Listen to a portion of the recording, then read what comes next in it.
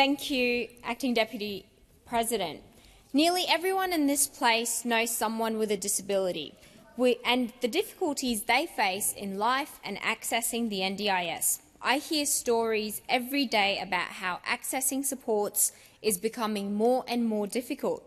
NDIS pricing arrangements were altered this year, and these changes have caused distress for participants and providers alike. A report from the Alliance of Registered Therapy Providers found that 31% of participants with therapy needs live outside major cities. A halving of travel allowances means fewer providers can offer services to regional participants. Not only does this policy disproportionately disadvantage regional participants, it also puts financial pressure on providers.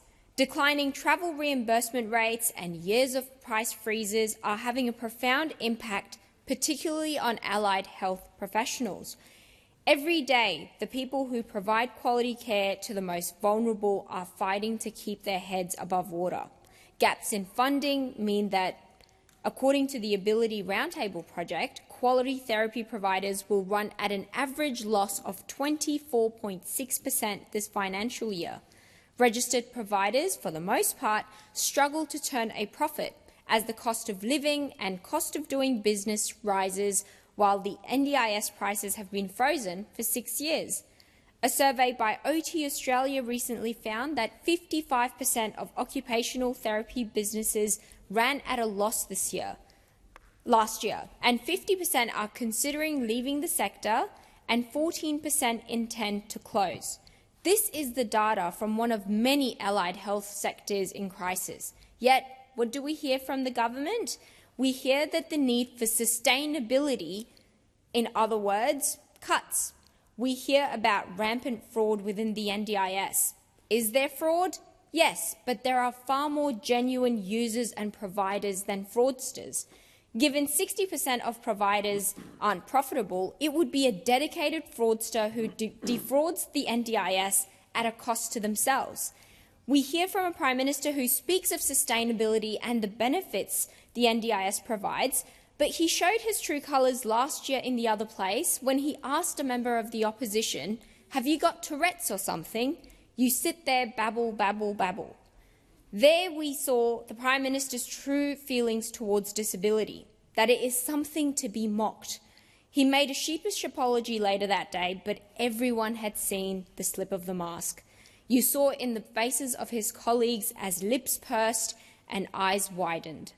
It is emblematic of the government's wider inconsistency between what it says and what it actually does. It says it supports first home buyers, then implements policies that increases home prices. It says it supports the environment, then negotiates a secret deal with the coalition on environment laws. It says it supports transparency, then brings in a bill to gut freedom of information. What happens in this place has repercussions across the country.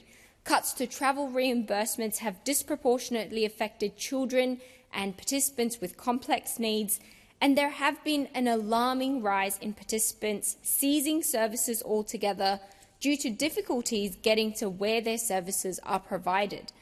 Now, cutting the NDIS may look like an easy fix to the government, but it causes more problems than it solves. When people miss out on therapy, it costs taxpayers more in the years ahead, as development opportunities are missed or capacity is not built. Expecting disabled people to succeed without giving them the resources to do so is a recipe for disaster. For some, being unable to access services can mean ending up in a hospital. At a time when hospitals are under such strain, pushing disabled people towards hospitals is distressing and adds unnecessary pressure on our public health system.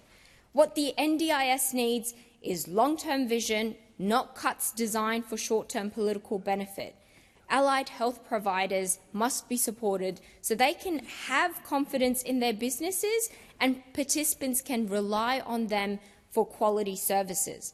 Without that certainty, the current crisis will continue, businesses will continue to close, and participants will continue to suffer.